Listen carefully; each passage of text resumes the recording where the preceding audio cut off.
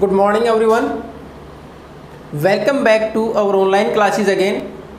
Before our online exam, we were continuing with our second lesson of geography, that is agriculture.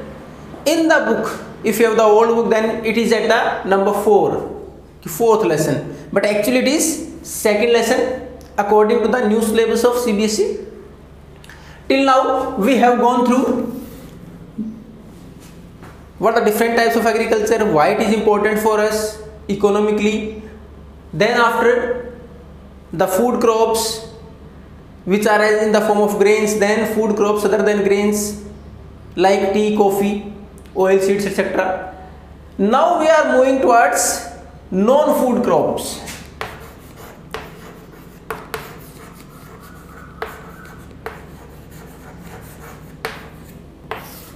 In food crops, we have discussed about the climatic conditions, the temperature required, or the soil which support the growth of any particular crop. In non-food crops also, we are going to discuss about the areas where these are grown, how they are important, what are the different major crops grown in India. Let's continue. In non-food crops, जो फसलें हमारे लिए non food यानी खाने में इस्तेमाल नहीं होती, but these are for the purpose of raw material for the industries, बहुत सारी इंडस्ट्रीज में रॉ मटेरियल का काम करें. If you are going to continue about that, the first one is rubber according to our syllabus.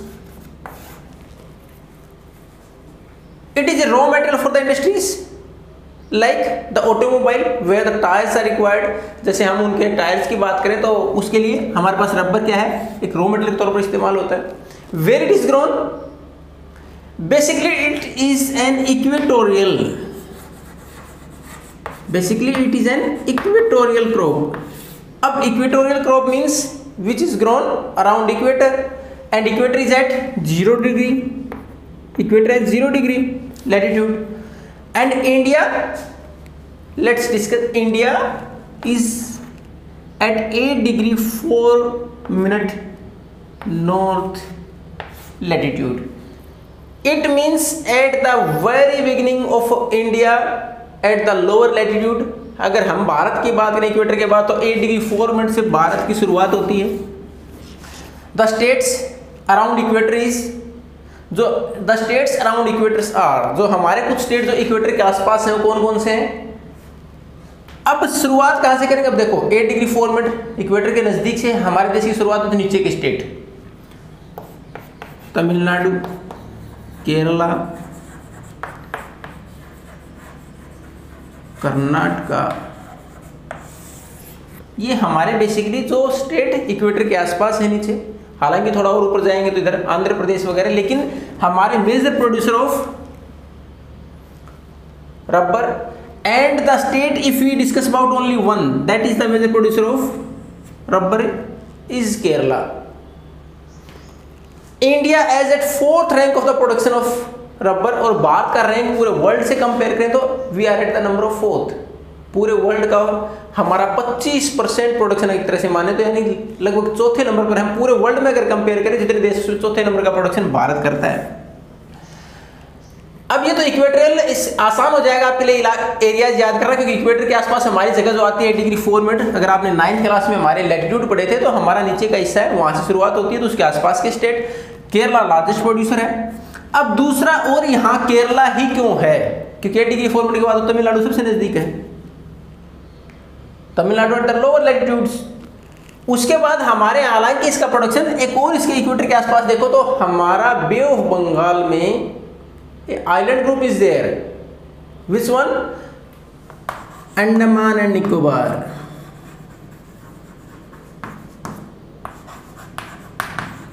तो हमारे यहाँ rubber के प्रोडक्शन में ये महत्वपूर्ण इंपॉर्टेंट जो हमारे प्लेसेस हैं. अब इसके अंदर अगर हम टेम्परेचर की बात करें तो it requires nearly about 25 degree Celsius temperature. Humidity और moisture is required, and these areas are around oceans और वाटर बॉडीज के नजदीक है, तो humidity is required.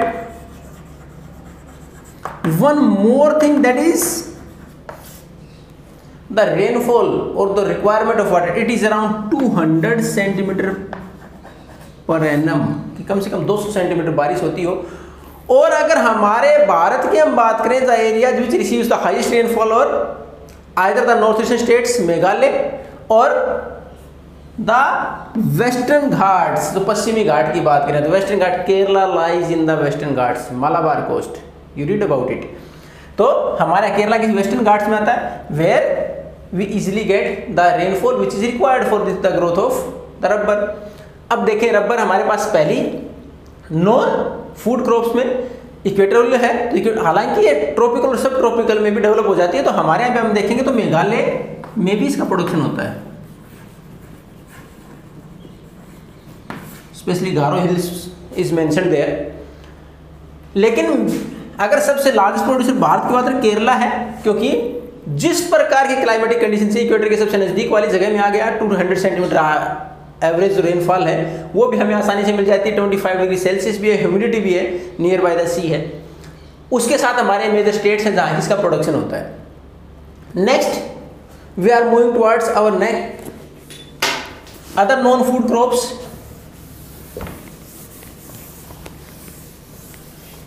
These are fiber crops. These are fiber crops. And what are these crops? Fiber crops: cotton,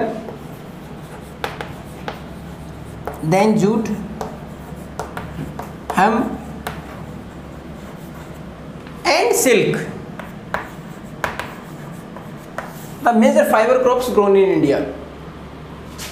If we discuss about first three, these we directly from the plant, we directly get it from the plant. सीधा हम plant से अगर इनको harvesting की बात करें, if we going to discuss about the harvesting, then about these only, this is plucked twice or thrice in a particular season. तो ये हमारा डायरेक्ट अगर हम किससे बात करें, जो हमारे पास प्लांट उगाते हैं उससे मिल जाता है। And silk, you have already gone through the process how we can get the silk. We can get the silk by the silk worm which are reared on the mulberry plants और leaves of the mulberry plants. तो specially हमारे mulberry plants उसके पत्तियों के ऊपर को feed किया जाता है सिल्क वॉर्म को, उनसे हमें सिल्क मिलता है। तो ये हमारे पास ये तीन तो डायरेक्ट प्लांट से, ये इसके लिए हमें सिल्क वॉर्म और पेड़ प्लांट के ऊपर हमें सिल्क वॉर्म से मिलती है। अब कॉटन, अब इनमें से अगर कॉटन की बात करें तो now India is the largest producer of cotton and second largest exporter of cotton. अब अगर हम भारत की बात करें 2019 onwards we are the largest producer of cotton. हालांकि आपकी बुक जो पुरानी है उसमें फर्स्ट भी लिखा होगा, कहीं सेकंड भी लिखा, सेकंड या थर्ड ही लिखा होगा, फर्स्ट नहीं होगा, लेकिन 2009 onwards we are the largest producer of cotton. Book को रेफर करें वैसे। अब इसमें हमारे पास कॉटन है, it is also considered the real home of in the world for cotton, कि हम मानते वास्तविक शुरुआत हुई थी कॉटन की हमारे यहाँ हुई थी। तो हमने देखा था कौन सी, हमने इंडस वैली सिविलाइजेशन पढ़ा, तो हमें वहाँ भी some remains are found which suggest that the cotton was grown there. तो 4,500-5 हज़ार साल पहले हमने जब हमारी इंडस वैली सिविलाइजेशन के बारे में पढ़ा, जब वो डेवलप हुई तो उसमें भी हमें कुछ अवशेष मिले जिससे पता चला कि कॉटन भारत में ग्रो होता था, हमारे आसपास के इलाके में ग्रो होता था। अब इसके लिए कॉटन के लिए अगर हम क्लाइमेटिक कंडीशन की बात करें तो इसके अंदर लाइट रेनफॉल, ज़्यादा बारिश की जरूरत नहीं, हल्की बारिश। Then after a high temperature is required, थोड़ा टेम्परेचर ज़्यादा चाहिए। Then after 210 frost free days,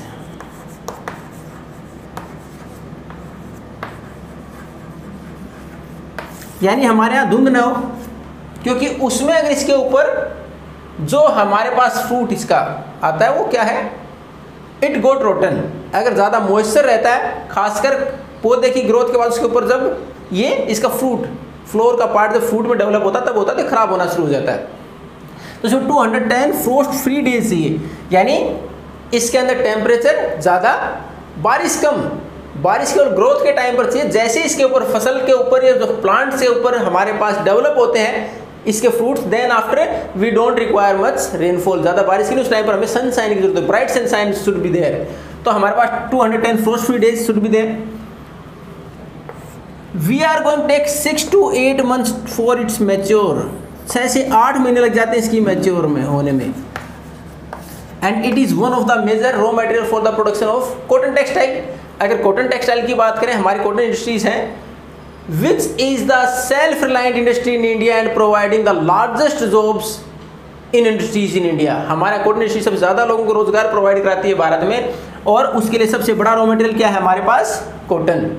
अब इसकी सोयल की बात करें, we have already gone through that black soil, it is also called cotton black soil और regur soil. It is the most stable soil for the growth of cotton. Now discuss about the states where it is grown. अब black soil हमारा Deccan plateau, अब areas पड़े Deccan plateau कहाँ से कहाँ तक था। Let's discuss Maharashtra, Gujarat, Madhya Pradesh, Karnataka, Andhra Pradesh. Then after some states are also growing in the north like Punjab, Haryana and Uttar Pradesh. These are the major areas where cotton is grown. Again for a revision, fibre crops में first we have discussed about cotton. The temperature required is more around 20 to 25 degree minimum temperature should be there. Whenever the temperature is high, it means it is the crop of खरीफ।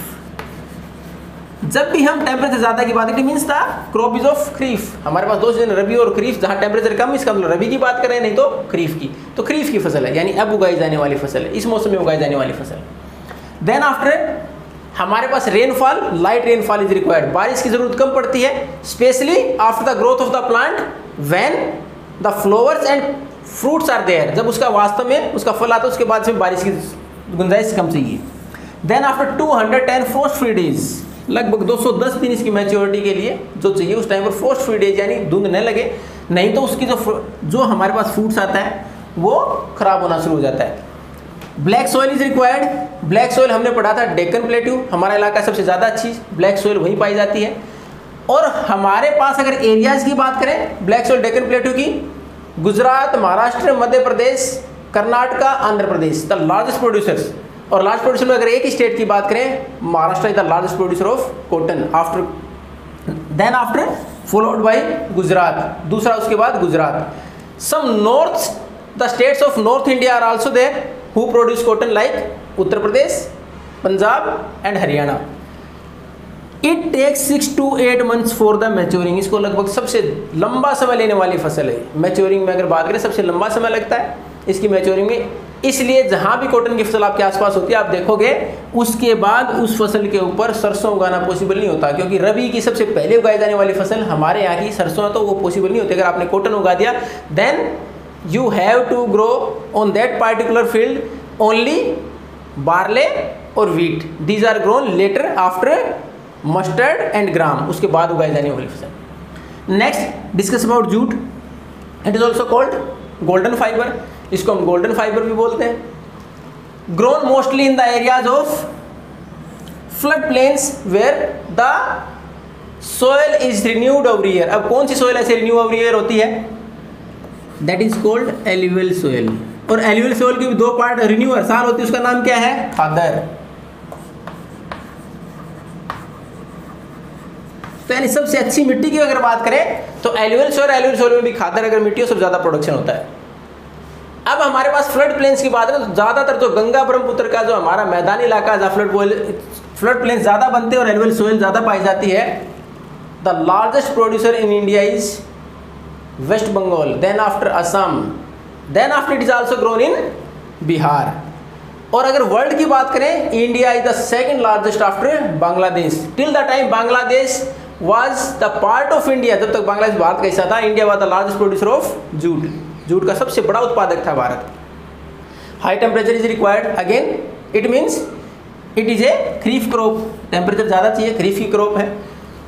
उसके साथ साथ for the processing we required a large amount of water. इसकी processing के लिए हमें पानी की requirement ज़्यादा होती है। It means it should be grown around the river valleys के आसपास उगाएं।